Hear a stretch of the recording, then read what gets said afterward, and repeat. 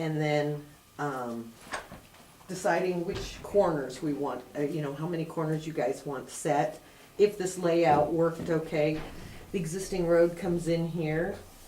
We divided this portion off and figured just no more graves in there because a lot of these are unknown. We could only locate the graves that there was some evidence of a grave if there were no stones. So we thought it would be best to just stay out of that section. That's this one here you're talking about? Yeah, there's kind of a real fine dotted line right here. Oh, okay.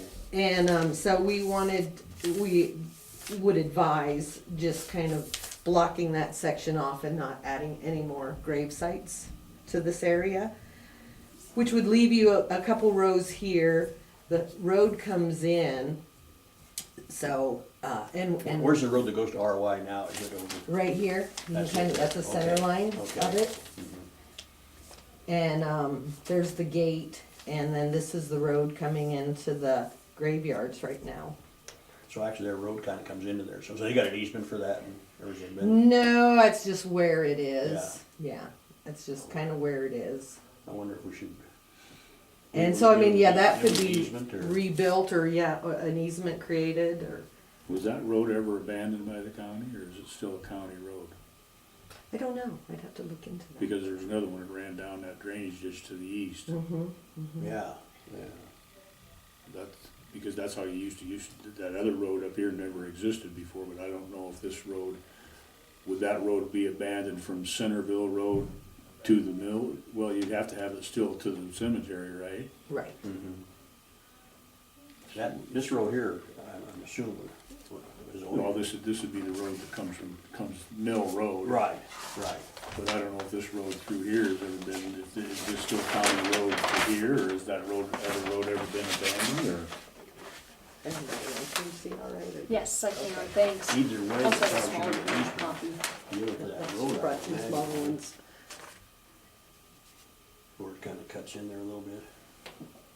If it's all, is that all, if that's all county property, would you need, you still need an easement through there? Is this county property? Mm-hmm, Yeah. yes. So we, the county would need an easement through their own Well, property? if it's a county road. You might want to, if it's not declared county road, you may want to declare it county road or describe it as such. Or put an easement there, being that road is there and everything. Well, we I could don't- show, yeah, we could just show the access easement or, you know, road easement through there, just so, but it is county property. Yeah. And I guess there really would be no problem if anything ever did come up, because they could just come right across here with the road. Well, that's our wide property out here. Right. Okay, well, if it's county road, that, yeah, okay. I would suggest just showing the easement if that's where you guys wanna go versus changing the road. It's not bothering anything. Yeah. Oh, no, I didn't say anything about changing the road, but if something ever come up in the future, they could, and if it was a county road, they could go onto their own property. So I guess I just need guidance from you guys of, you know, where, I mean, this could be filed as is, and that's what I think that you guys were talking about, well, it was even before you were on the board, or you. You know, if you want us to proceed, we could go ahead and show an easement here. You know, if these gravesite layouts are okay, if you want any more laid out down here, or just go with this right now. I would like you to find the water line, Mm-hmm. just so that we don't do anything in the future that could mess with that. But, Mike, this is what we were talking about just the other day with Winston's Yeah, cemetery. yeah. This is exactly what we need done again. But for this one, I think it's fine the way it's at, we just need the water lines. And then an easement shown. That's fine with me, it's, That- you know, it's yeah. worked just fine, but Just so something stays down there, I would say. And this other part, like you say, if years down the road, they need a more, Right. they can always do it then. Right. And what I would suggest too is each of these block corners is, if you would like us to, I would suggest that these 4 on each block corner, it helps when they go to bury someone, they can, you know, find that marker and then measure down. I know that's what we've done like at Deep Creek Cemetery and all, and it's worked really well I think with that's Bill a good Alley. idea. Yeah. And, I think that's why Radersburg is kinda laid out that way too, I think. Right, Different right. corners are- And seeing right here, is that latest person that had brought up. So he kinda gets 4 grave sites. So we will have to, block these off and then block off some right in here, depending on that water line. Yeah, And then what we can do is like number these, so if the county, I don't know if they sell plots or if they're free, but at least they could have a name and a number to go with a directory of some sort. Mhm. So if you want, we can kind of finish this up and they can bring it back to you labeled up. I would like that. And then also, when we're done with this, talk about the other one.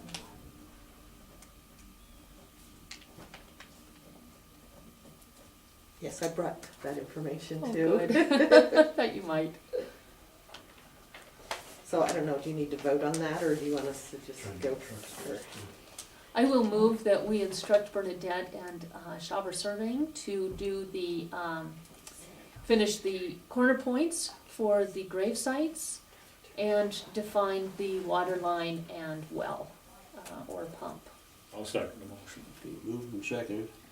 Not gonna repeat the motion because it's too long. And, any more discussion? No more discussion, go to a vote. All in favor? Aye. Motion passed. Does anyone want to keep a copy of this? We should keep a copy, yes, once it's a county cemetery. Yeah, and I'll get good copies for you guys and we'll file them, they'll be filed too Oh, perfect. later, but, so you can have one though, just to Okay, look at. Now the placer, we have been looking at that with Ann, got us some information, and she's going to work on, scanning the maps that we have. We looked into it to do something like this, where we retrace the boundary.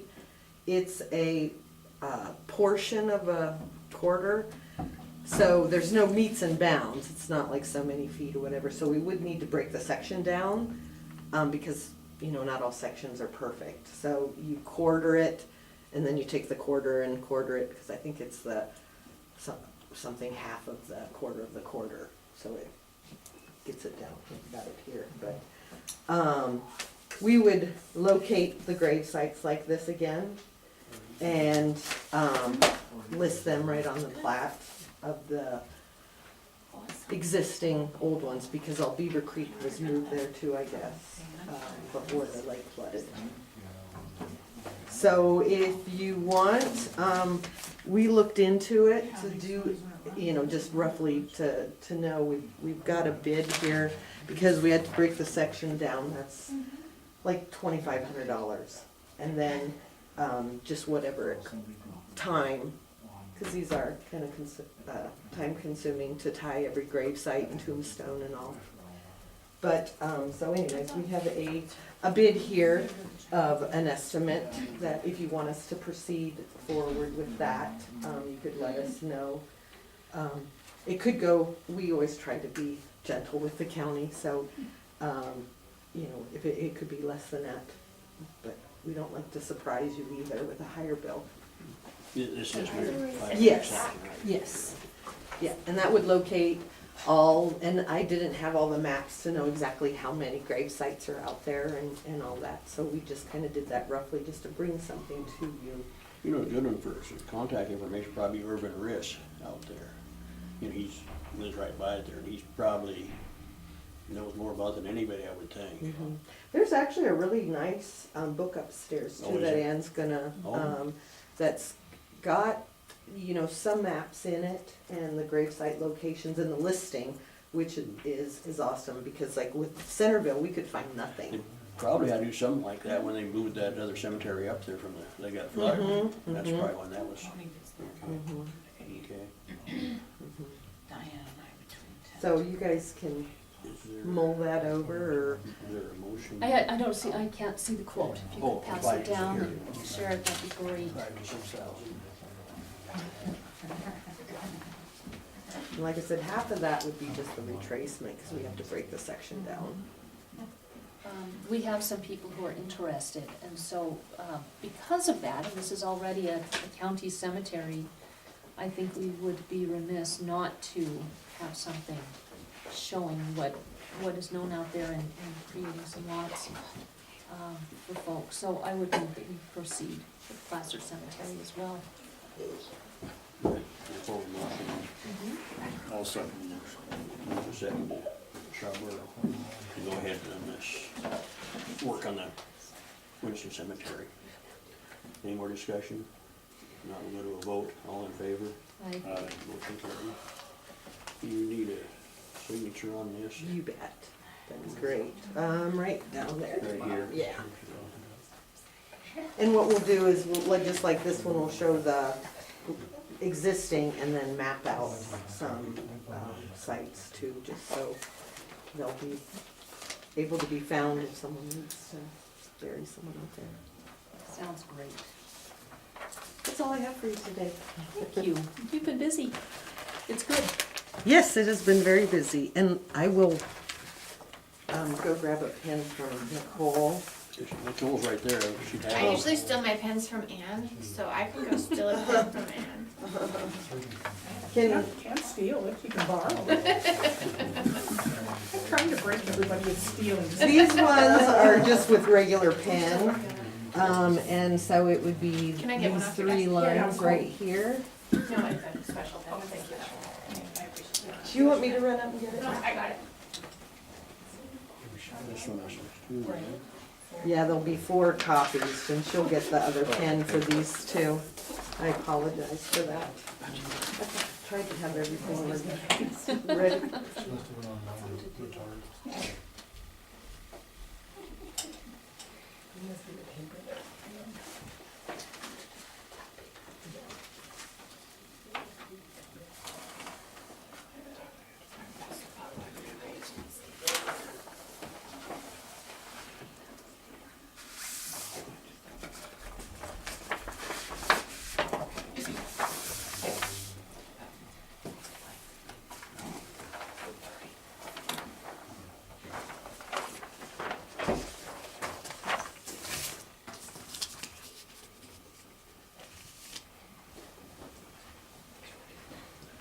Thank you, On loan. Nicole.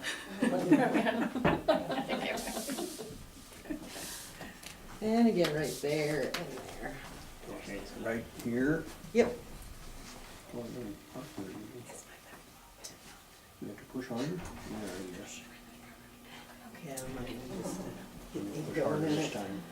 Hmm. Right here, right? Yep. Yeah. Working real good, but you see, maybe I push pretty hard and it helps on it.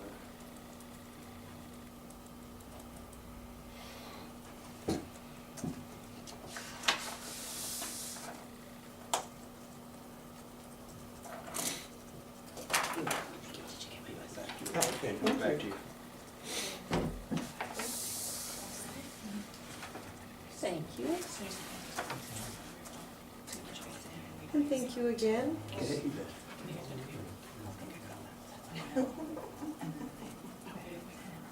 And I'll be back with more cemeteries.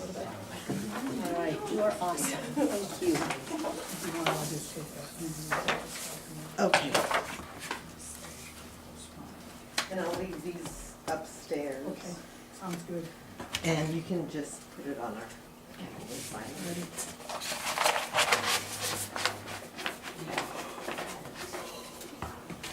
Thank you very much. Thank you. Okay. Probably need this.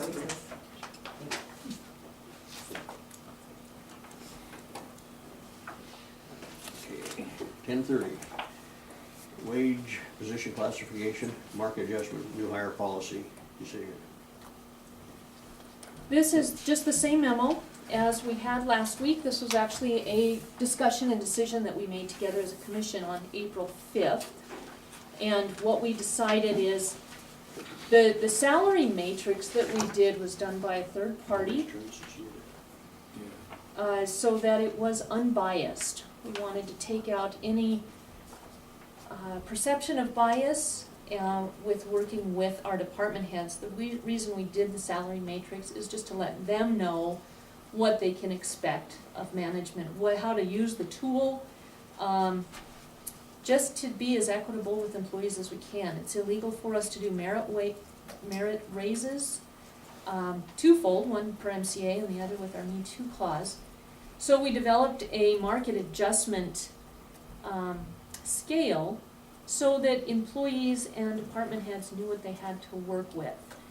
Part of that was to end a practice of the commission kind of picking winners and losers based on favoritism or retaliation, and bringing in employees at a rate of pay that doesn't bring them in $1 or $2 more than employees who've been with us for a decade or more. In doing essentially the same job in the same classification band. So all this is that we will be addressing those who are making 75 to or less or more of median wage, and working on following the matrix so that we are as equitable as possible. Essentially what this does is take power away from the commission and actually helps us to just be better managers. It's as simple as that.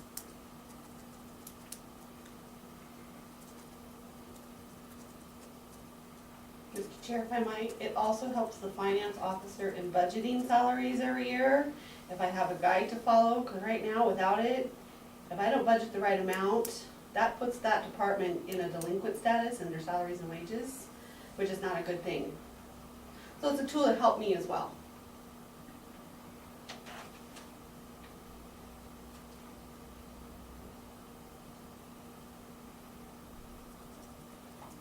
I guess the question, how much jump in wages is there gonna be?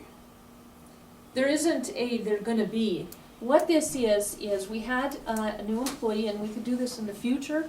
We've done it, we have a history in the past of, I think, making decisions that were not bounded in facts or numbers or data.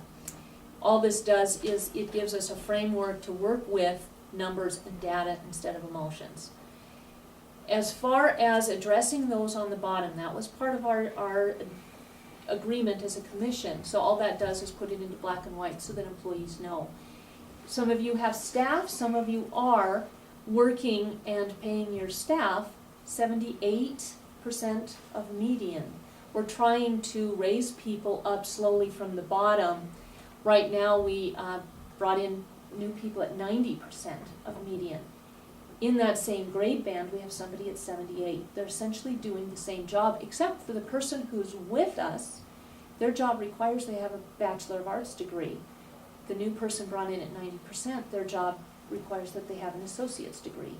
So we don't have any defense for these decisions. So all this memo does is it guides the commission to follow data and numbers, and what it does is it informs you. If you have staff that are making less than that median range, then you have an opportunity, should you so choose, to bring them up to 85 to 90% of median.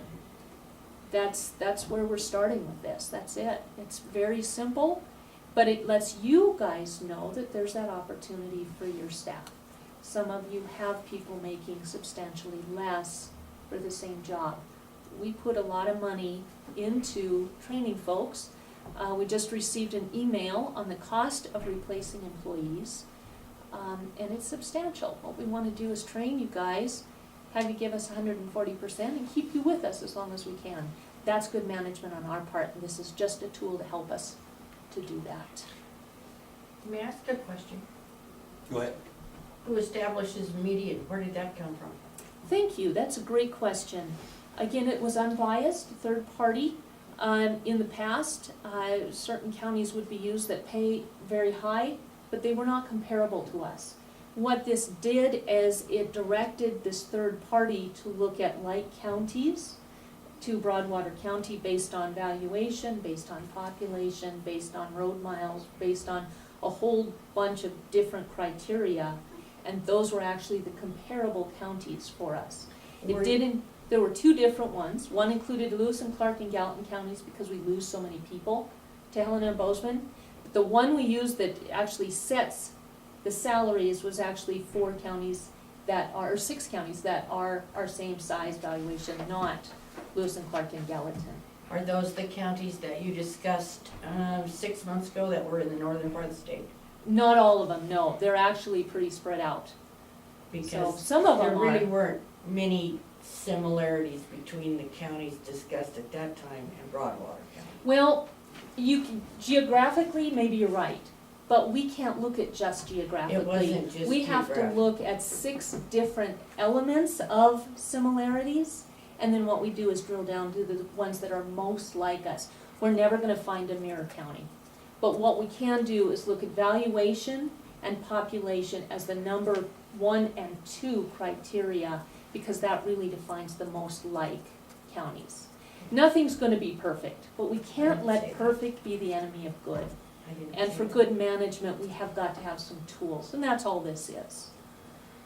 So, I am asking that we go ahead and vote on this so that we can inform our department heads and elected officials of the change in policy from only allowing them to hire new hires at 75 to 80% of median and providing a 6-month probationary increase to 83 to 85. This more informs them that they can work a little bit higher than that and address those that are in the 70s and 80%. I never was in favor of the study when it went through. And there again, we just went through this a while ago, where we're gonna come up with this other money. Cause there's gonna start being some more jumps again.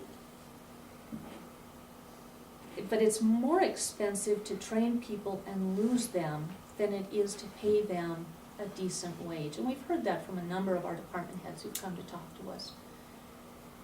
What's the budgetary consequence of this? If we instigate this program, what does that do to what we're spending now versus what we're going to be spending? Well, that's what I said, is what is the total gonna be? I have an think answer that's an for you, important Shirley. thing to know before you just jump. I am so glad you asked that, because again, to data and numbers, so thank you. Last year, what we did is we determined, again from numbers and data, that it would cost the county approximately $26,000 to give everybody a 1% increase in their wages. We had new construction that was about 10.7 increase for our mills, so that was easily affordable without any additional taxes to anybody. But what we did is we took 1% of that, so $26,000, and we took it away from giving everybody an across-the-board COLA increase. We said, okay, we're gonna reserve this to bring those people on the bottom up a little bit. That cost us a total of $16,000. So we actually saved the county $10,000 by that formula of addressing just those on the bottom and bringing them up. Is this too confusing? I can- No, I it can is start not again. confusing at all, Okay, but it's I wasn't kind sure of from like driving down Clopton Lane today, it's pretty muddy. It's Sure. pretty muddy. All these things that you're telling me, it's pretty muddy, so I guess I just want some facts, because the price of commodities in this county are not into increasing taxes at this point in No, time. we're and not I just increasing need- taxes, I'm just Shirley. asking. Yes, I'm glad that you are. Like I said, this does not increase taxes. We have got to pay our folks reasonable, competitive wages to keep them, or else we spend a lot more money advertising, interviewing, and hiring new people to create a revolving door, retraining them that costs money, and takes them away from grading roads, for example. So if we can just pay them a reasonable amount that's based on a salary matrix, then it actually helps us to save money in the long run and get a better job done for the citizens. That's what this is all about. Can I ask the question a different Yeah. way then? Did you have a salary matrix before? No, a lot of other counties have, Maco's okay. talking about it, So, and it's something I've worked with at going the to a state salary level. matrix, you said what the total cost of the wage increase was last year, Right, based on your just the 1% or your 1%. 2%, whatever. Mhm. You put the matrix in place, then what's the total cost of the wages? It goes from what we have today what's the total cost gonna be based on just implementing the matrix? And are you including a cost of living in that matrix right now? But it's a step, so Mhm. what's the total cost of the step? Off the top, do you have anything like that off the top of your head, Debbie? Because it depends on who all we're moving up, where the cutoff point is, who I factor in, who don't. Now, this is not any kind of a guarantee. The matrix doesn't require anything, Dave. It's a tool. If a department head chooses to use it, it's up to them. We had a couple of people- I understand that part. Okay. But it's, you're talking about the data, it's the numbers involved, and actually the numbers missing, that says what it would cost to implement it, so. Well, no, it doesn't, because the 26,000 is what it cost us to implement just the 1% COLA last year. 16,000 was the cost to bring up people making the 70 and low 80% up a couple percentage points. So we do have that for you. I just don't have the total, but the increase was 26,000 for the 1% COLA and 16,000 to address the market adjustments for some of our folks. So instead of doing the 26 twice for 52 grand, 2% COLA, we did 1% plus a salary matrix and saved 10 grand. Does that make sense? Yeah, but it's Okay. still, you're gonna put a matrix there, you wanna adopt the matrix, you wanna start using it. We've already adopted it. Okay, All I'm then- doing is then trying what's- to get the commission to agree to a memo change. One that says, you guys will only hire new people at 75 to 82% of median, and a 6-month probationary increase will only raise them from 83 to 85, to a memo that states, and I don't have it right in front of me, but it states that we will actually be hiring people closer to 90% and addressing those who are at the 70s and 80s. That's all it says. So it's just a change so that department heads know that they have an option should they choose to address it. You guys are here, you kind of used it. Am I unclear on anything? Is there anything you guys can help to make more clear? Well, I think that's why there's not a specific, they're looking for a specific dollar amount of how much it would cost to raise everybody up, but then you're saying it's discretionary as well. You're saying if those department heads choose to want to move people up, then they can. You're not, as the commission, saying they have to, correct? Correct. So Yes. it's discretionary in that way, so there would not be any hard data because there's a question as to how many people would be affected by that. So it all depends on what the department heads want to, as to technically how much it would cost.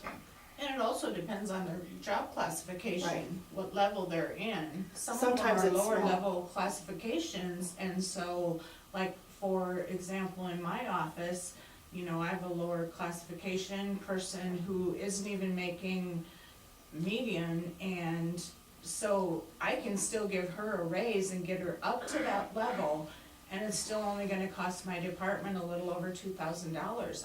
I don't think that's too much to ask to, number one, and to retain that employee and make her want to work there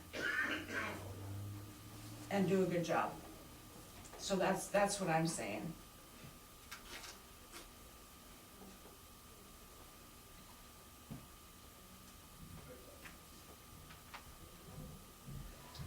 Laura, may I ask a question? Yes. You said you received an email about what it costs, what the average cost of hiring a new employee, training that new employee, getting that new employee to where they need to be to know how to do the job. Can you share those numbers? It's in my computer, I didn't bring it. Okay. Thank you for the question. So- Yeah, I would be happy to share those. I can go get those. In fact, if you guys wanna think some more, I'd be happy to go get them now, it'll take me a couple minutes. Or if you wanna move forward.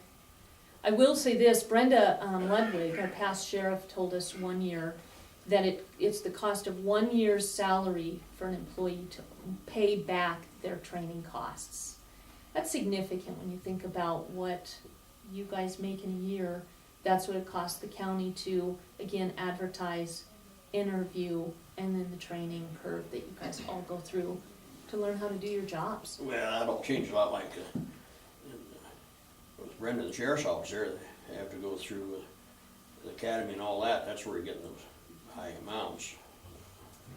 And that's why I've been asking you guys to share, what are the qualifications for your job? What are the certifications that you have for your job? Everybody has training and a training curve that you have to go through for your jobs.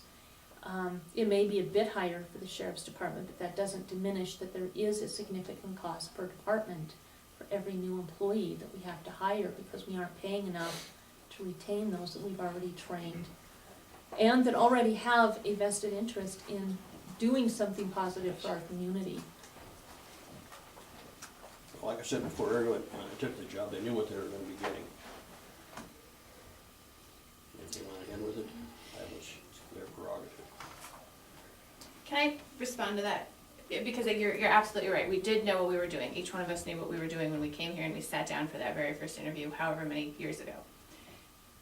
It's a little disheartening when there's a new position available in this county, similar grade, that's making more money than someone who's been here for a significant amount of time. It's been well over a decade since I sat at this very table and had my interview with the commission. I knew then what I was doing.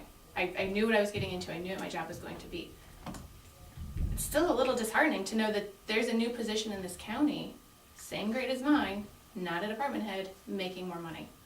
So that's where the disparity is, and it's difficult. I think each one of us love our jobs. That's why we're here. That's why we show up and do the best we can for the county. But when we don't feel that we're being reciprocated or that we're being appreciated. Also, I think if you say, well, they knew what they were getting into, okay, but if there's no specific tool in place saying, okay, if you do this, then you'll be raised up, or if you after this many years, then you don't know how you're going to get an increase other than COLA. And I'm sorry, but for a lot of jobs, it shouldn't just be getting COLA every year just to break even.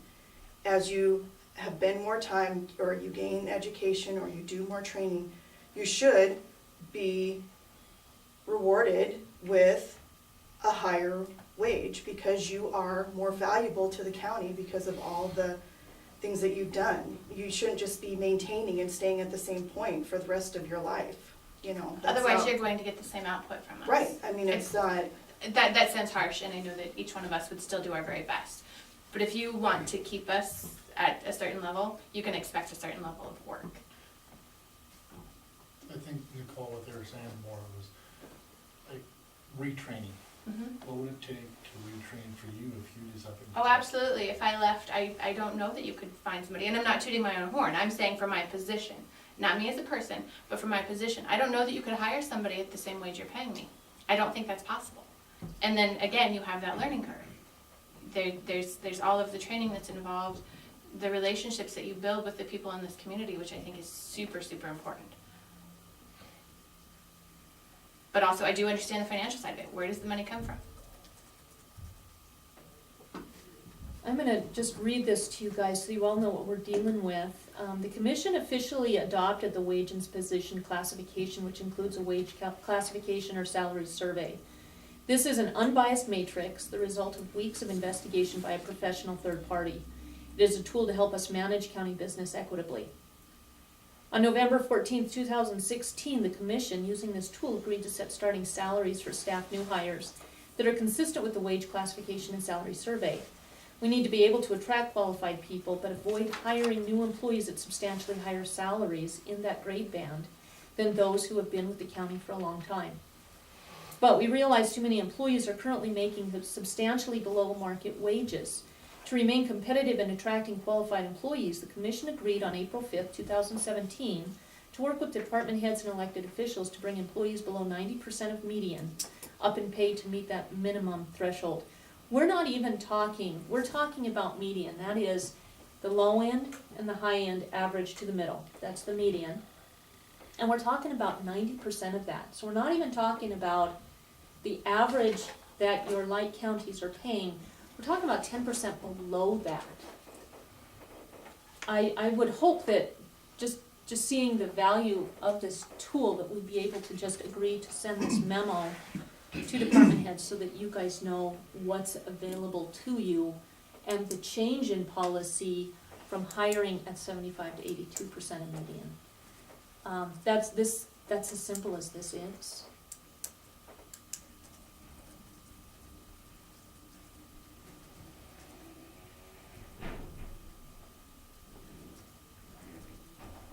You know, I guess the problem, there's three problems that I have here with this. Number one is how many people have we actually lost to Gallatin and Lewis and Clark County? Does anybody have a number on that? I know 4 right now off the top of my head. What's that? I know 4 right now off the top of my head that I can think of right away. But I'm sure there's more. I know that you gals would be a better, but I know that there's at least 4. Is that, Were they law enforcement or? 2. We had an issue a couple years ago where we had literally a revolving door with the sheriff's department, and it was all salary-based. It's gotten better, it's gotten a lot better, but we don't want to go backwards, back to that again.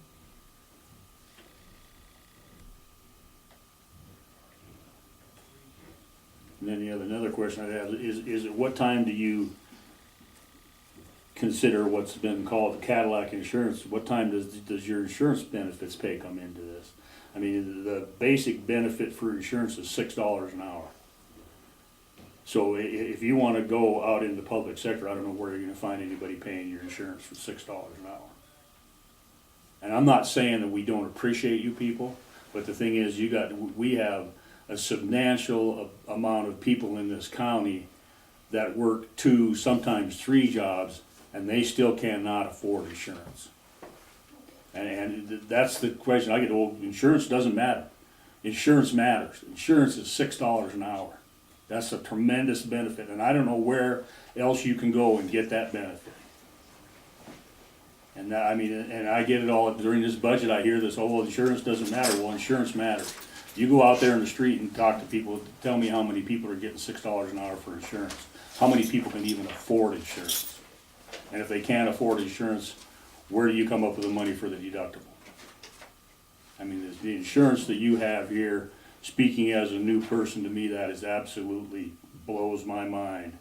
That you get that's a quarter of my wage. When I'm working my other job, that's a quarter of my wage that's taken out for insurance, if I had to pay that insurance. If my employers had to pay that insurance, we wouldn't be here, because we simply can't afford it. And the people in this town, if you look at the people that are working jobs, working 2 or 3 jobs, can't afford it, and then you throw the retiree people in there that can't afford their insurance, so now you want to throw some more wages on top of that.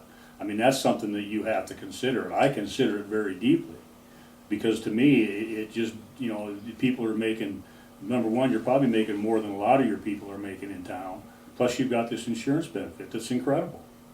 Oh, I absolutely agree, and I 110% agree that location. I would not, you know, I have children, so it's probably different for me than a lot of other folks, but I have children in the school. I love that I can be home in 30 seconds to let my dog out. I love that I can be at the school in 30 seconds. So all of that definitely has to be factored in. My only concern is if you're hiring people at a higher rate. It just doesn't feel good. So maybe look at it from that perspective. I don't know. Because you're right. I've paid private insurance through our company. It's a bummer. It's huge. It's absolutely huge. We have wonderful insurance here. We have wonderful commissioners. We have people that I really truly think enjoy doing their job for this county, because the people here are awesome. It just doesn't feel good. I don't know how else to say that. I'm not trying to dump feelings into this, but it doesn't feel good when you have other people coming in at a higher rate of pay than what you're getting, according to the matrix, when you're all in that same bandwidth or in that same pay grade. Yeah, but again, the matrix does not take your insurance into any account.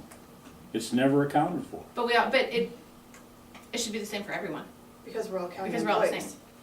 So even if it doesn't take that into account, I mean, it's still, you know, when you're hiring somebody at 90% and other folks are making 70% or 78%, that's what I'm talking about, because it's gonna be $6 per hour per person, no matter what. So even if you don't factor that in there dollar-wise, it's the percentage. So, but the thing is with your band is that you're not taking that other person's experience outside of the county into consideration. You're saying, well, yeah, we gotta hire this person at 85%. And if she's in the same band as you, this gal comes and says, well, I've got 25 years' experience in this field. You only have 10. Is it not right for her to make more money? How do you know she's gonna stay here? Or he, I guess, I don't wanna make this a personal thing. Well, and I understand that, but the thing is that the person's not applying, if a person's applying for the job, you're probably assuming that they have a reasonable responsibility to stay here. I mean, why would you abandon a job that you have somewhere else for 25 years and then come down here and maybe even some positions make less money? Why would you assume why would that person come here and not do that without a commitment of staying? At the same point though, how do you retain employees? You don't retain employees by paying them for the same job across the state below average. You gotta keep them employees by paying a fair marketable adjustment. Your matrix here is that description of the same jobs, same classifications across the state. That's the straight up wages. If you wanna worry about other counties' insurance programs, you're looking at two completely different things. But to retain and obtain good county employees, qualified employees, whether it's my field sprayer or whatever you wanna call them, you gotta pay an honest market wage. How do you do that? To get in from here, you know, you're looking at three different things here as to the jobs out here in free market versus county employee. You know what she's saying, how can you guarantee somebody's gonna come in here and stay here if you don't pay an honest wage? Why should you get favoritism if they're paying $25 up here, or whatever, 25 years experience here? You still gotta have somebody that's been here, done this, met all the qualifications too. They've been here for 10 years. Just because this person has 25 years experience out here, there's probably another reason that they're wanting to look here. And that's because it's a good, honest opportunity. That's But if because we it's keep jumping insurance. around on these wages and saying one person gets 25 paid, insurance doesn't matter. It costs How can my you say it sprayer the doesn't matter? same, it costs me the same as it does somebody else with 5 dependents on that insurance. I get 34% of every one of my checks taken out. I don't look at that as that great of a plan. Honestly, it costs me a ton of money every month for the insurances. I like my job. I'm qualified. All we're asking is give us some basis on how to properly hire employees. Instead of sitting here and playing favoritisms for somebody out here to start at $20 an hour when they're a grade below a department head over here that's at $18 an hour. Why should that insurance pay any different? Because I'm single, they've got 5 dependents, I cover the difference for them people. You make it sound like it's, all this money is withheld on insurance. That isn't, there's social security, there's retirement. And that's another big thing, the retirement that's paid in, that people don't realize. Social security's paid in.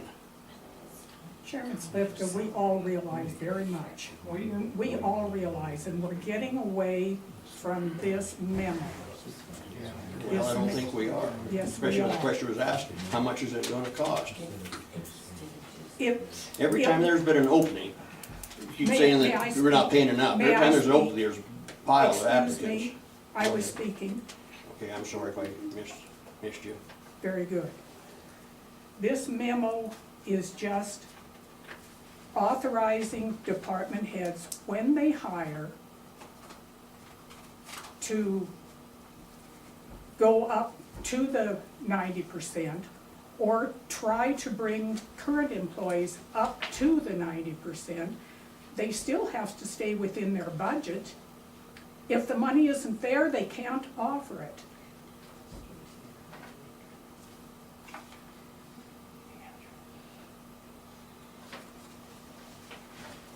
Now go on and educate us on what's being taken out of our salaries. Well, on the insurance, I think it's $150 a month. That, and in turn, the county pays over 12,000. There's quite a bonus, there's a $12,000 a year bonus We are right there. fully aware of that and fully appreciative of it, Franklin. Well, I was just answering back when you were saying all these things, you made it sound like it was all coming out for insurance. Well, you're sitting there talking what I'm saying. $6, you're saying $6, right? That's the same out of my wages, whether I'm making $13 an hour or somebody just starting at $25 an hour with dependents. That's the point I'm making, is because we're a county group, we're on a set plan as a group. As a member of the committee, of the insurance committee, I pay, or as an employee, I should say, sorry, I know this because I've done the math. I pay the same exact rates that somebody over here with 5 dependents on that same insurance program. You're completely missing a mark on that $6 an hour. What we're trying to ask for is setting a standard of how we hire our employees. How can you say, even if they're qualified, when I've got people that are qualified that come in and too, but I'm sitting here at a standard, and you say, oh, well, okay, they're just a weed sprayer. Huh. How do I tell everybody every year, how do I keep getting qualified people in when I can't compete with the market that's out there either? Yet you get somebody in here after, say, completely different department, after somebody like Nicole's been here for 10 years, you start them people over here just because you feel, oh, wow, that's probably about right, you know. You gotta have some basis to what we can hire on.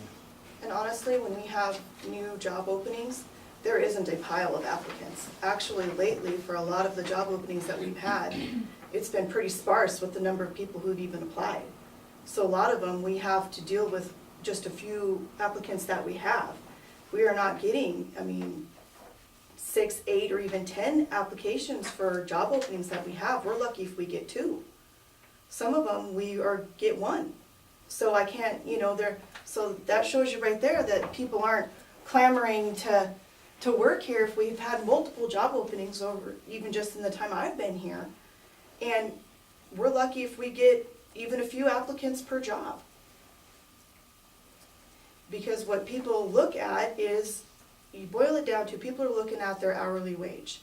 A lot of people, when I came here, did I know that, insurance, $6 an hour? No, you look at the hourly wage. That's what's advertised. That's what people are looking at, because that's what they are able to take home and then pay their bills. You can't pay your bills off of the insurance portion of if you factor that in there, because you're not getting paid for that. So people are looking at their hourly wage. And that's what we have to be competing with, is other hourly wages. And if we just say, well, we have good insurance, so we're gonna artificially keep our wages low, it's almost like you're penalizing us for having good insurance when we really have no control over that anyway. And that makes no sense. I'd just like to say, as a fairly new employee too, after my interview when I was hired, I knew nothing about the insurance or any benefits that the county had. I accepted that job on an hourly pay basis. I didn't even know about the insurance. I didn't know about any of the other benefits, the PERS or anything. I didn't even know I qualified for PERS until it came out of my first check. So we're not hiring people based on the benefit package. You might say in your ad, good benefit package, but I didn't know what that benefit package was. And in all the management classes I've ever taken, benefits are separate from wages. Even though we like to say as managers, well, you get this and you get this, but you can't add that toward their hourly wage. I would like to move that we go ahead and adopt the new memo, changing the old policy and the new policy of hiring at 90% and addressing those below, at the discretion of department heads, from hiring at 75 to 82% across the board for all new hires.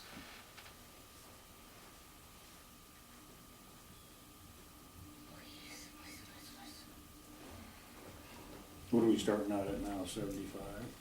75 to 82%, all new hires should be hired only between those percentage points.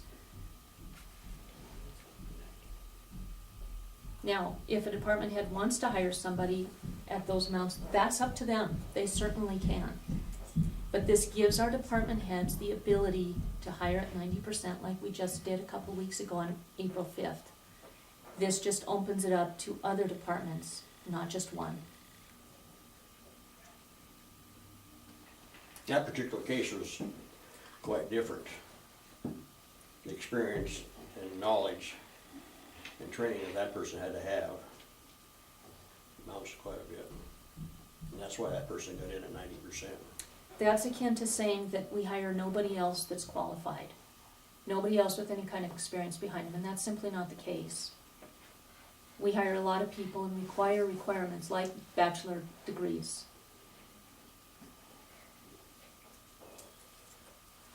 That position did not have that requirement. Regardless, as managers, our job is to treat people, departments, department heads, managers with equity, not to play favoritism and not to retaliate. That's all this does is set a policy so our department heads know what to expect and know what they can do to manage their departments.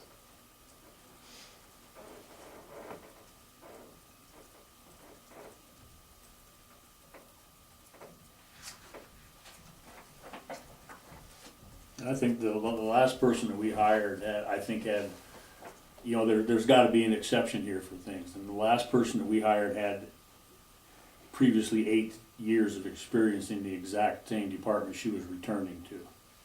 And Mike, that's exactly why we need this new memo. You have just illustrated it beautifully. Instead of holding the new hire at 75 to 82%, we've got to have a tool to be able to do exactly what you just did, exactly what you just said, and this new memo gives us that opportunity. But there has to be some consideration for experience in this too.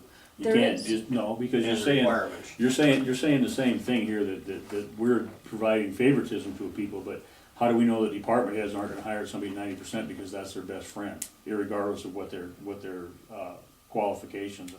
We Well, have I'd a like to think we policy. have a little bit more credit than that, Mike, because, most of us do have a lot of management experience. And, I just like to say to the, years of experience, I've been a nurse for 30 years. When I started working for Broadwater County, I haven't made that little of money for 15 years. But I'm willing to take that because I wanna work in Broadwater County. I can go to Helena and make a ton more money. And the previous job I had, I paid nothing for my insurance, nothing, and had good benefits. I wanna work here, I wanna work in Broadwater County. My biggest thing is, my people are underpaid. And these are people that are at lower grades, and I just don't think, it's gonna be nothing for them to take off and go to Helena because they can make $3 more an hour. And I think that's the important thing that we need to consider here. And as far as the hiring, Mike, we have a hiring policy. We work with Michelle Twiggery. We have an HR administrator. We have a policy that protects us against hiring our friends like you just described. This is a side issue. We can go into the hiring policy if you want. This doesn't affect that. This just gives our department heads a tool to use to address exactly what so many have talked about with their staff, but also gives them ability to hire new hires at a rate higher than 75 to 82% of median, without us getting in a position where we are constantly hiring new people at dollars an hour more than people who have been with us and honed their job skills with us for the past however many years. Some 10, 20 years, some more than that. That's all it is. It's not putting it's actually just giving them guidance. That's all. But we still have to follow the hiring policy, and you have that in your personnel policy handbook. We can certainly discuss that at more length.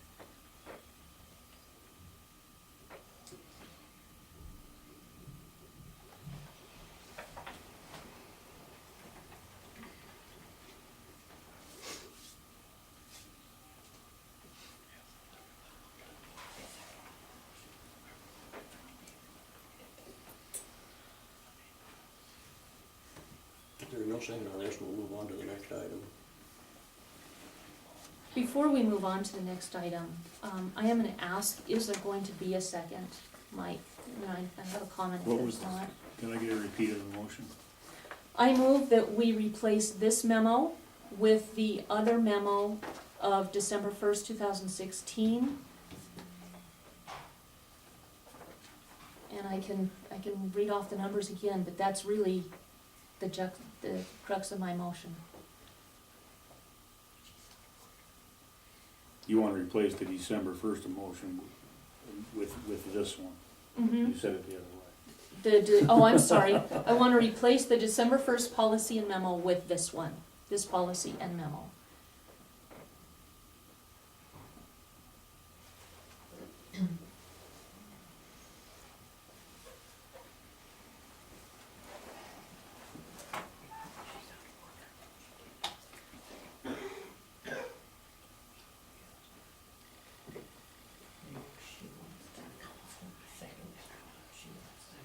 One more time, if there's no second, I guess we're moving on to the next item.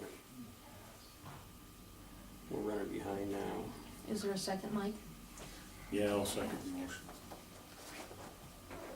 Point of order, does the chairman ask for a second? The chairman did ask for a second. And it was not seconded.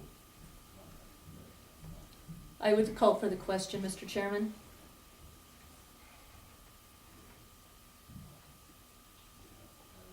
That means I'm calling for the vote. It's moved and second. To change, I'm not gonna repeat all what the motion was. In fact, I'm lost on it anyway. Or even switching back for so much. But, is there any more discussion on this? So the motion is to start them at is to start at 82%, No, up to 90. but the bottom line is 82. Oh, no, a department head could start somebody at 70% if they wanted to. There is no bottom. It's up to a department head to decide if they want to start somebody at 50%, if they want to. There isn't a bottom, it's just up to the 90%. And then addressing those making under 90%, so we don't have that disparity that we currently have. It's also lifting the bottom from 75. Again, they can go lower if they want to. It's empowering our department heads to better manage their departments. It's as simple as that.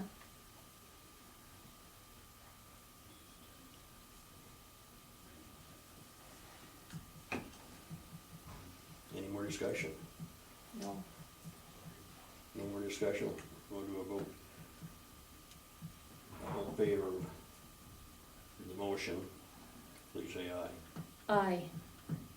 Opposed? No for me.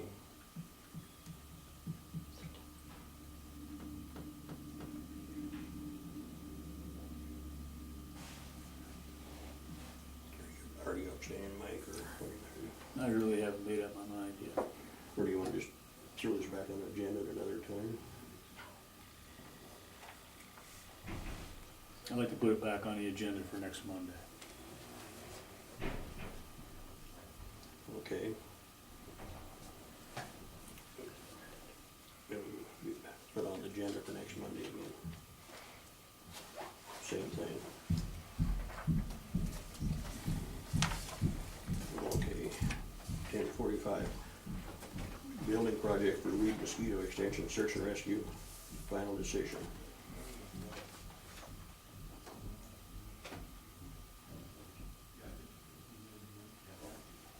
Do we have more discussion or a motion on this? It's pretty much been, I'll make a motion. The final decision is to cancel the building project. is there a second? Not from me. I'll second it. It's been moved and seconded. We do the final canceling of the building project. Any more discussion? No more discussion, we'll go for a vote. All in favor of canceling the building project, say aye. Aye. Aye. Motion passed. Opposed? Nay? Oh, yeah, I forgot to say that. And my dissenting comment is, we had a plan put together that included our agricultural focused departments, and we've spent $88,000 to date. That's exactly right. You For had a plan and nothing. you did. You just blew $88,000 what it amounted to. No, we had a good, solid plan. This is not serving our community. Okay, we'll move on to the next one. Carla Edmondson? She's right. Oh, okay.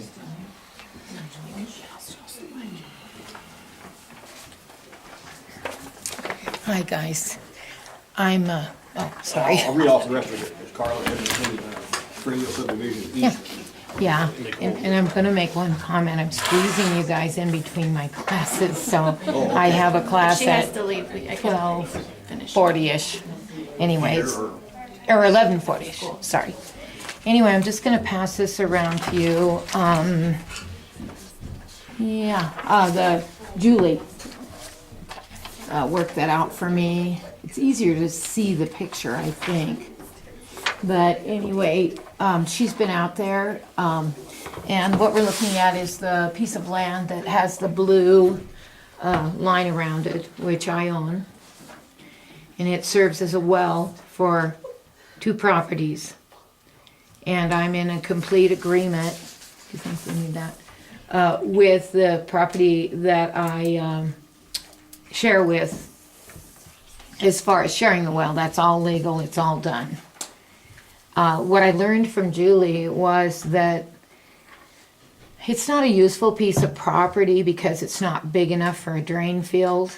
If I would ever, and I'm not planning on doing it, but maybe just pass it to my kids, but have a big enough area to build between the properties. And she said, I'm short of space. Well, then, in talking to Nicole, we found out that there's, we see that there's road easements there that are going nowhere and likely we never will. And Julie's recommendation was that I try to get that extended to my property, those road easements. And then it would be a useful piece of land for me at a later date. Otherwise, I'm paying.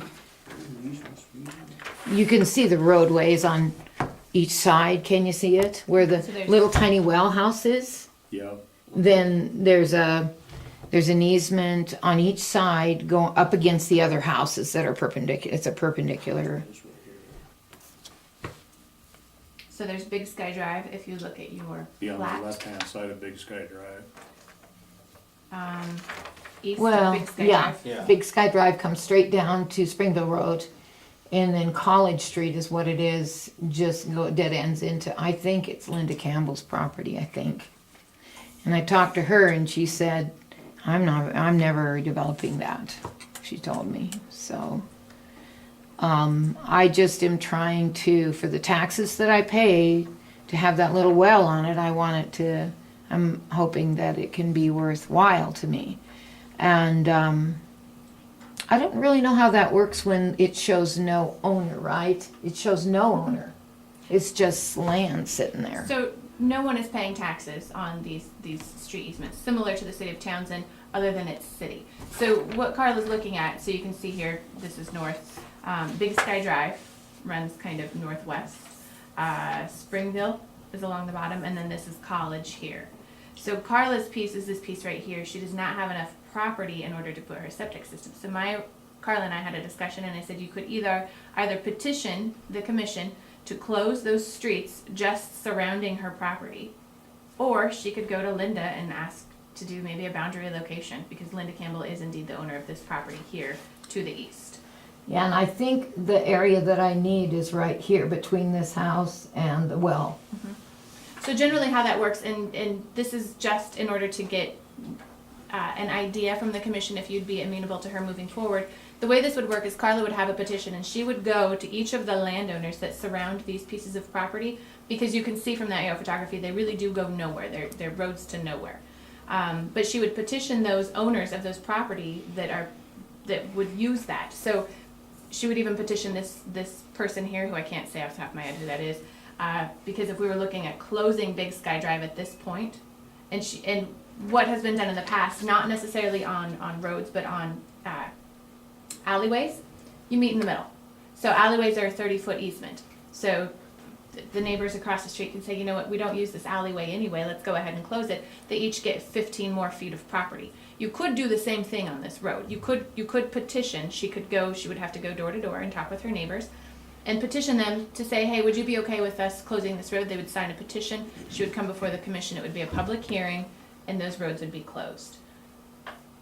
But instead of her wasting time doing that, I'm not asking you to say yes or no, but would that be a process that you would be okay with, I guess is what we're looking for. Where she would petition, Mhm. I think The that's how you're neighbors. gonna have to go. Definitely, And- that's Oh, yeah. absolutely how we have I to think go. I so. just You don't have want to her to be waste her fair. time doing that. If this commission has any other guidance or maybe some other That's kind recommendations of what that we're work looking for, if there's any Is the- objection to it, or, Is this a street, is this an easement, or is this a street back? I here? can't see, What do you- okay, is it?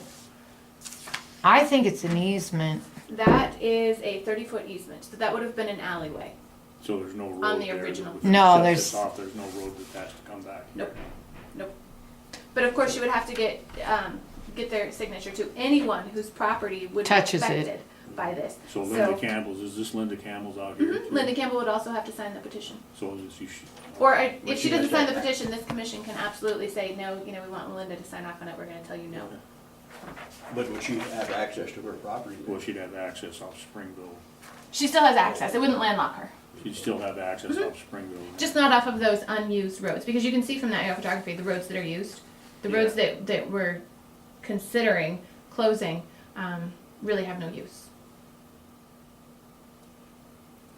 I support this, Carla. It's a Thank you. no-brainer, we've done it before. in Have ya? Boston. Okay, Yep. As long as you go through that, Mhm. through Yep, that absolutely. process. okay, Yeah. just talking to the neighbors and get that squared away. Okay, Yeah. perfect. So is that a form I do through the Yep, county? I will get you the form Okay. and I will get you Well, thank you. moving forward on that. All right, Okay, thanks, guys. Thank you. you want this? Yeah, I'll give those back to her so she can share them with her neighbors. Yeah, okay. And we'll hopefully see you in a few weeks. Thanks. Thank you. Thank you.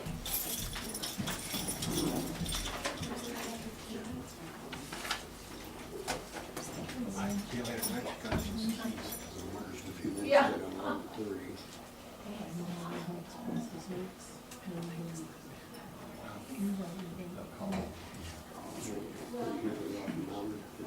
No, they're not coming. Oh, okay. Yeah, they have to reschedule.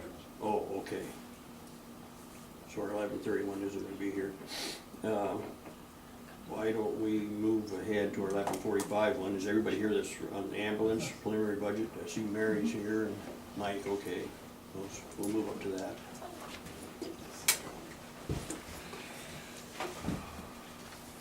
Mr. Chairman, members of the commission, as you know, the county owns both those ambulances. That's been the policy clear back since '93. I was an EMT back in '91, and they lease the ambulance vehicles to Broadwater Health Center, and they operate that. That is good, because when I was an EMT with the county, we didn't have any medical malpractice insurance. So since the hospitals leases that, they cover the medical malpractice employees and all that stuff. So it's time now to replace one of those ambulances, and that's the four-wheel drive one they need to replace. Last time I checked with Debbie, I think it was $161,000 in that account. It's gonna take a while. What they're asking for is spending authority for the next fiscal year, state fiscal year, to start looking into that and bidding. If they don't get the process done, they'd like to roll that over until the next fiscal year. Of course, we'd have to come back and get permission to do that. And of course, there's money coming in. So right now, the ambulance has a 3/4 of a mil And that's on the property taxes that goes into this ambulance CIP fund. Any questions? Yeah, what's in that CIP? Isn't there around 90 or 100,000 in that? 161, I think. That's been what, Debbie? I don't remember off the top of my head. 161,000 last Oh, time. 161,000, what's Yeah. there now? Yeah, 161,000 is gonna take probably, What's another one gonna cost? well, depends what we buy. Right, about 5 weeks ago, we had APGAR ambulance, bring an ambulance down here that we looked at. I think, Mike, you were there too. I got the quote on that, it's $195,000. So, Are you gonna keep the same body, I guess you'd call, or are you gonna get a complete new ambulance? after some discussion with the, he's a paramedic and he also now does a lot of ambulance maintenance and stuff. He said with that old box, there's too many issues with all the wiring and things like that inside of there and the lights and stuff that I concluded that it would not be worth doing that. We were thinking about that, but I think there's just too many things that won't work or need to be changed over inside of the wiring and that sort of thing. It's 18 years old now. That makes, the other question I'd have is that 195,000, but you'll get something for selling this one out, right? Right, and he quoted 14,000 as a trade, if we trade it with So I put them. down about 180,000, That would roughly be- speaking. And we'll have more property taxes coming in next year too. Right. So, But we're also in the process of looking at other ambulances. In fact, on Wednesday of this week, it's Braun, B-R-A-U-N. That's another manufacturer is gonna be here. I think you're out of Salt Lake, I think. Will be here to show an ambulance. And we'll look at some other ambulances too. And Cyrus Branch, who's the paramedic on our service, is knowledgeable about some other agencies and he's worked with a lot of different ambulances and stuff too. And so we're talking to St. Pete's to find out what they like, don't like about some of them. And so the search is on. We have not, mhm. you know, made any decisions yet, but we're gonna be looking for a while here to get exactly what we need. Well, since the county owns both vehicles, then we'll have to go through the bidding process and go through all that process, because the county will own the vehicle, just like they do now. Mike, just to bring you up to speed, the CIP is specifically reserved for an ambulance. Can be used for a variety of things, but we really do target the ambulance. Okay. Anything they don't spend from their mills goes into that CIP every year. And then we also put a little bit from HILT into their CIP as part of the long-term planning to replace those ambulances, and that's been done for decades. I don't know how far back it goes, but long before I came to the board. So, that's why we have 161,000 saved up at this point. Well, it looks to me like you're pretty much there. I mean, I don't think there'll be any problem, especially if some more taxes come in and stuff, but on going ahead with the new one, is there? Nope, I think that, as you well know, the ambulance goes out more than fire department, and they have a lot of calls. Oh, yeah, yeah. And they're getting more calls all the time. We were out 6 times this last weekend, so. It's, and the community has a lot of elderly people, and we have a lot of. Now, is this one here the four-wheel drive one? Yes, it is, and that's why it's gonna be more expensive to replace Yeah. it, but we do need to have a four-wheel drive, we definitely do. One of the ambulances, four-wheel drive, gotta have that in the winter for this mountain country and snow. Oh, yeah, yeah. Mud, yeah. We'd like to have 2 of them, but we can't afford it. Is this something that you order, or these are that you special order, or is this already it's a? All special order. What's the time frame on, from when you order to when you get it? You know, I don't know. This one, the bid is for 30 days, it's there, if we would've said, yes, we'll take it, it's ready to go. But that one that we looked at is not configured the box inside the way we want it to be. There's some things that aren't functional for us or as efficient, so we may be designing the compartment more to fit our needs, which is what we did with the previous one. So it'll take time. Okay. It'll take time, definitely. And that's okay, that's why we start early and, I assume it's out as far as 6 months. oh, and maybe longer even. Maybe 9 months, yeah. They kinda want it to match the existing one they have, So when you go get backboards, you don't have to go around the other side of the rig. It's just, you know, they're really dedicated EMTs. I spent 12 years on the ambulance crew, and it's high demanding. And we need that ambulance in this community. Often they'll have two of them out at one time. When we had this propane tank rollover, we had both ambulances out, and we had an ER walk in with a heart attack.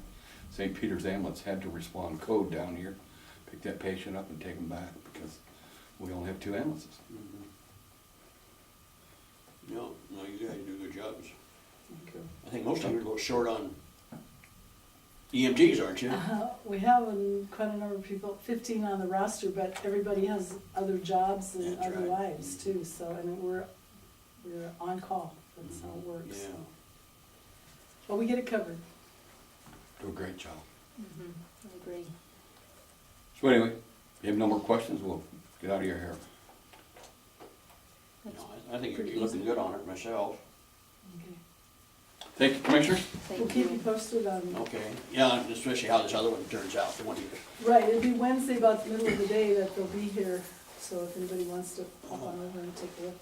like, over at the ambulance barn. or- Yeah, we'll be over there. We'll keep you posted. I can let you know exactly what time. Yeah, cause We can we're, give you a ride if you want. I hope not. It's not so much about the ride, it's the way the I'll box is configured. I'll try to make it, cause we're meeting on Wednesday, so I should be able to get over there then. We should be through with everything. That'd be great. All right. Okay. Thank Very you. good. Yeah, thank you. Thanks. Let's see what we got here. It sounds like they're pretty in shape on that. Yeah, so.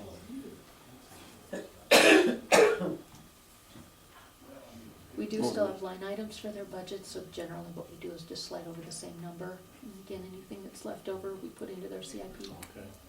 Is Nicole still gonna be here?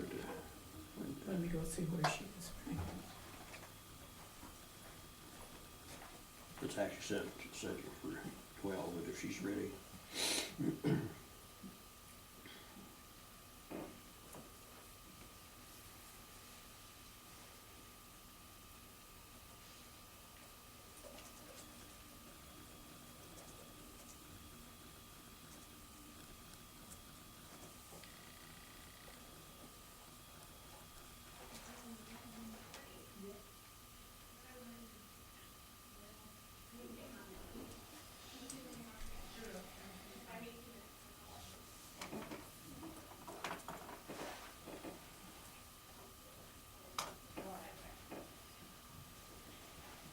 I suppose they get rid of that ambulance, or just, or like he's mine, or Dick Price. Yeah, have one, you yeah. know.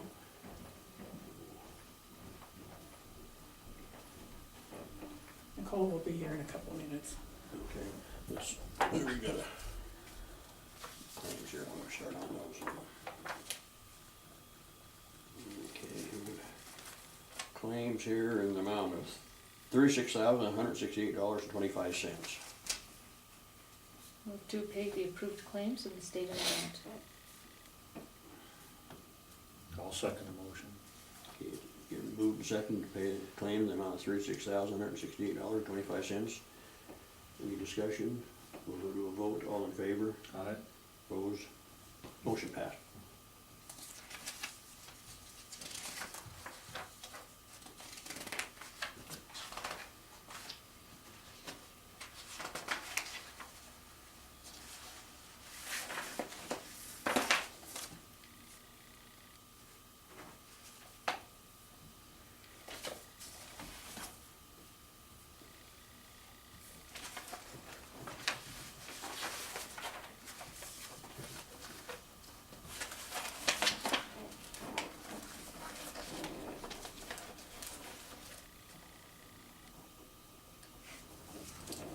Oh, this one I had checked with Debbie, this one, and this is the one,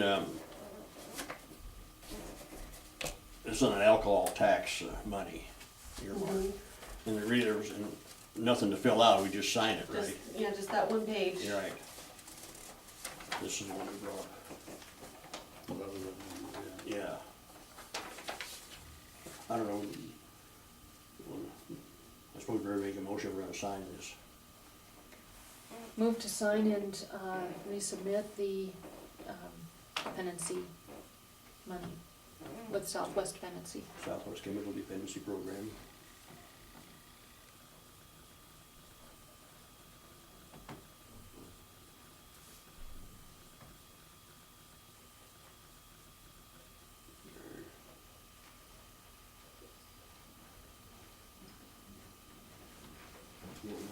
More time, or you're even a second? Yeah, second, yeah. Moved and second, be with you just a minute. No, that's fine, I'm just gonna To get this passed out. sign this on Southwest Chemical Dependency Program. Any more discussion? No discussion, we'll go to a vote. All in favor? Aye. Motion passed. Let's see. There's three signatures. Everybody signs it. Did everybody have? Oh, okay, sorry. Let's see.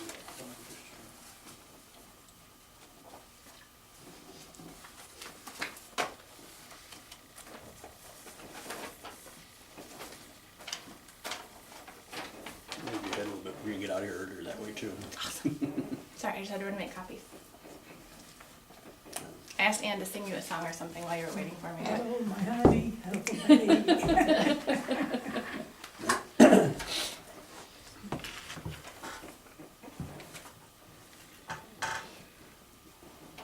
Okay, Nicole, go ahead. All right, well, hello again.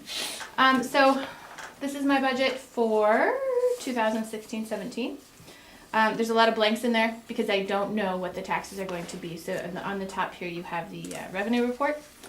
I put in my estimations. Everything else is based on taxes. So I generally leave that for Debbie to figure out. If I need to do something differently, let me know. But I'm not sure where to find that data. So the real important one would be pages 3, 4, and 5, expenditure report.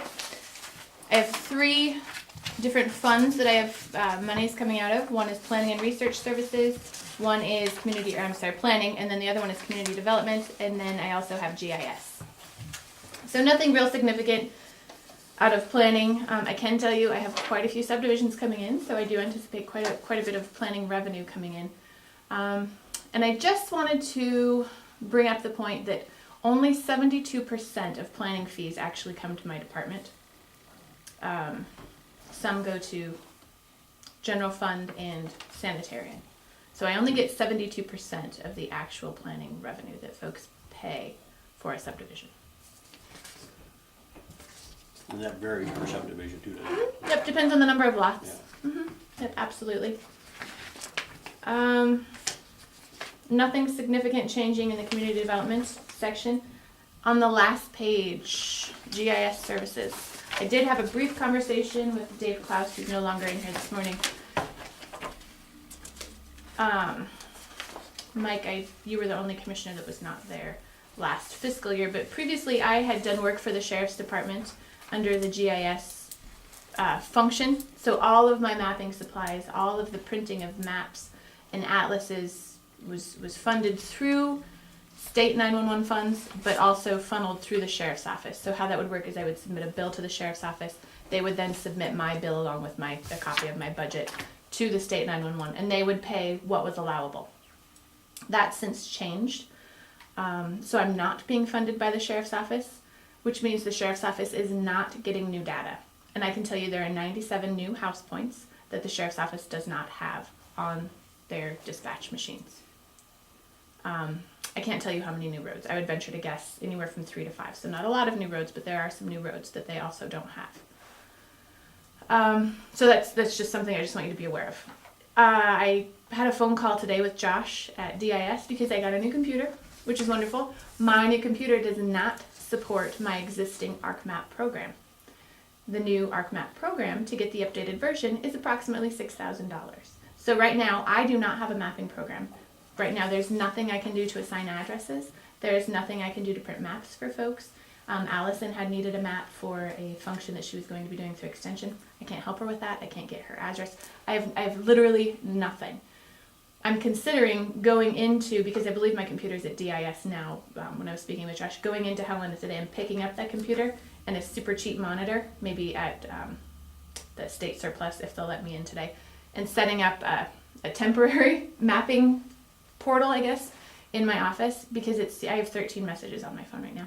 12 of them were people needing either addresses or mapping information, and There's monitor in our belt. oh, there is, perfect, so it's free. Even better. The way you think. I do too. You two work Share good the box. together. As long as I didn't steal your pen. So anyway, so I need to do something because my old computer, it was pretty bad. I mean, it was to the point of at least once a month it would tell me I needed to reset to factory settings, which meant it was crashing. I update all of my residents and roads files essentially, so all of the people in the county, all of my maps are backed up, and all of my mapping data is backed up. But that computer was pretty bad. So I need new mapping software. I'm not sure how to pay for that, and I hate to be that person that comes to you that says, I'm sorry, I don't have the money, figure it out, because that's not really your job to figure it out. But if we're going to keep continuing on this service for the residents of Broadwater County, we need mapping software. Were you one that's getting the new computer? I did get, and I love it, other than this whole This missing part? component. Oh, okay, I guess So I'm Volunteer. probably going to run to Helena as soon as we finish up here. Well, I want to stay for the partners meeting at 1, but run to Helena and get my computer so I can come back and set it up so that I can still provide that service to folks who are needing it as a Band-Aid. It's only a Band-Aid. So that's what that $6,000 with the question mark is there. I did, when I spoke with Dave Klaus this morning, we had a very brief conversation because Dave Klaus is the one who originally worked with me when I first came to work for the county, within actually the first month of me coming to work for the county 13 years ago.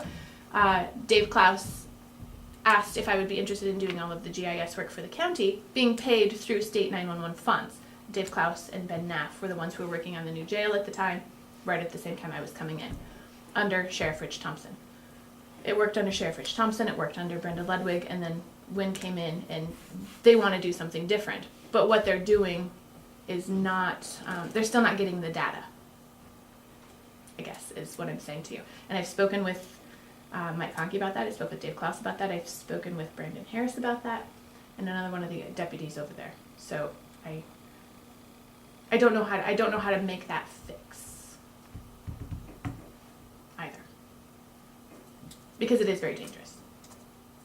And it isn't, I mean, everybody can do their own thing and have their own silos, and we can build those up really strong with 8-foot walls, but the thing is when everybody has their own silos and nobody's sharing or partnering, we spend a lot more money and get a lot less done. The partnership was a good thing. Somehow we've got to work on that. Is Wynn gonna have to get this new mapping? He doesn't have any of this mapping hardware whatsoever. He does not. Software? Well, he has a version. He has a version of Arc. What would he have?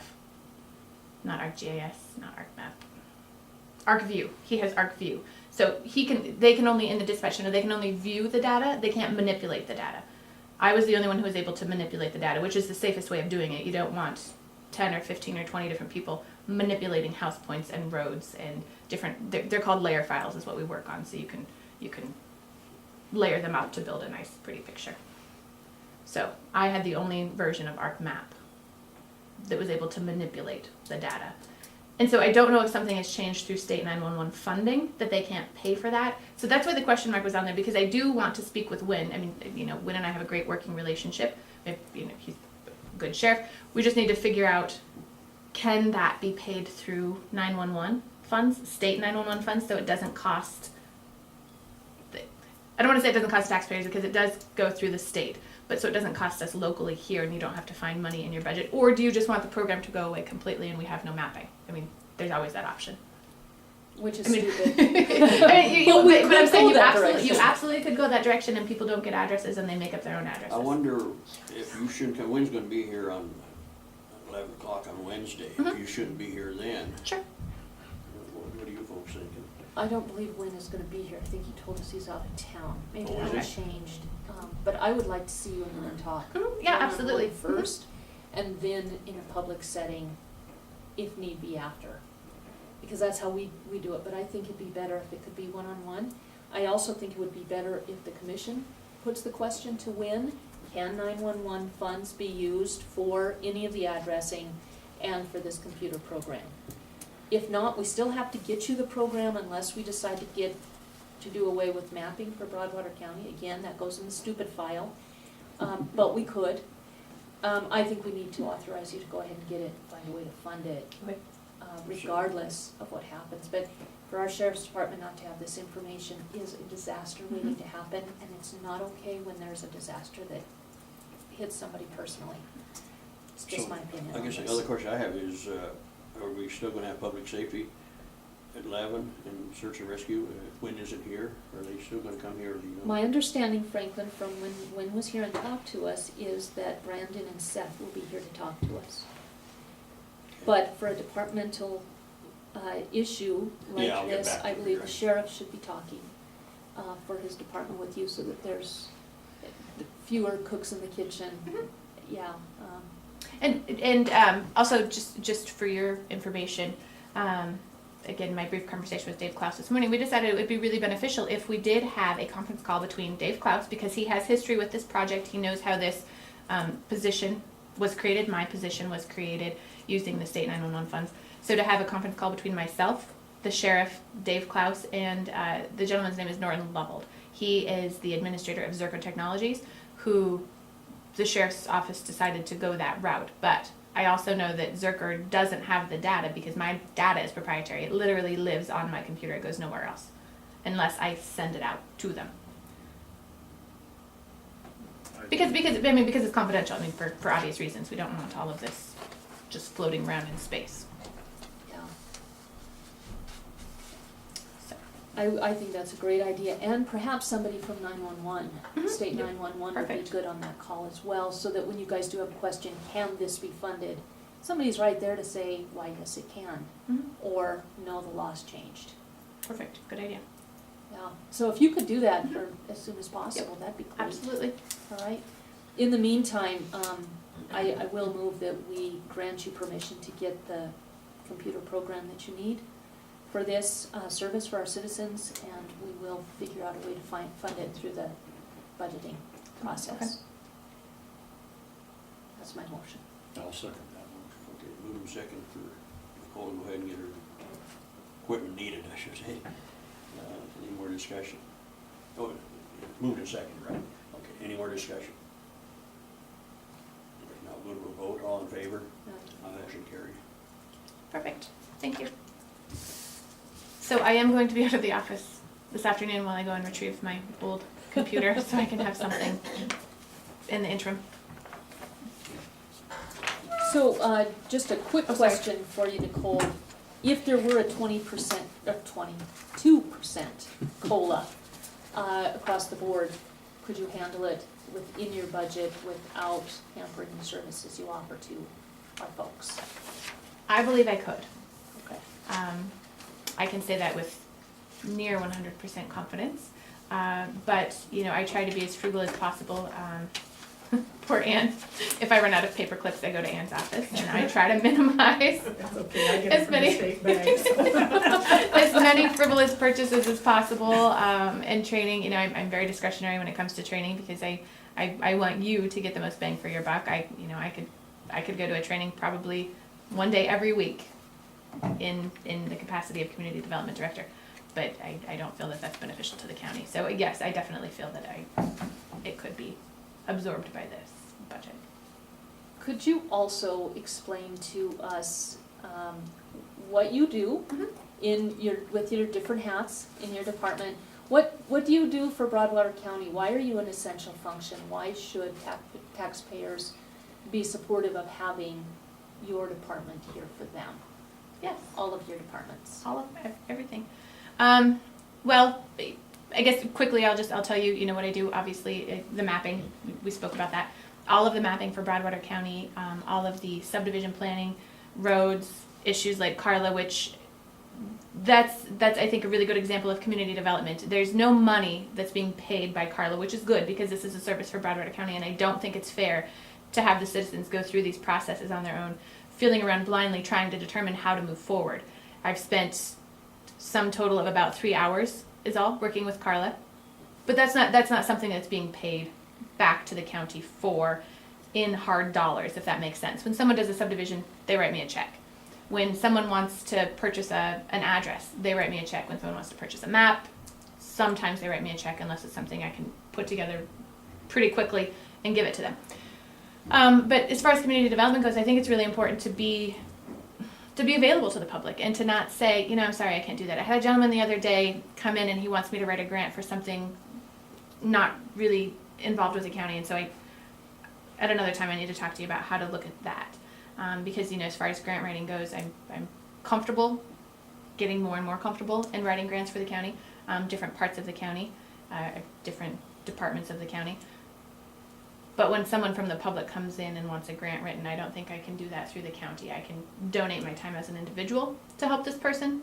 So I don't know that that's some place that we want to go as a county too. I'm sorry, I'm going off on a tangent there, but came to my mind. I don't know that we want to actually be providing that service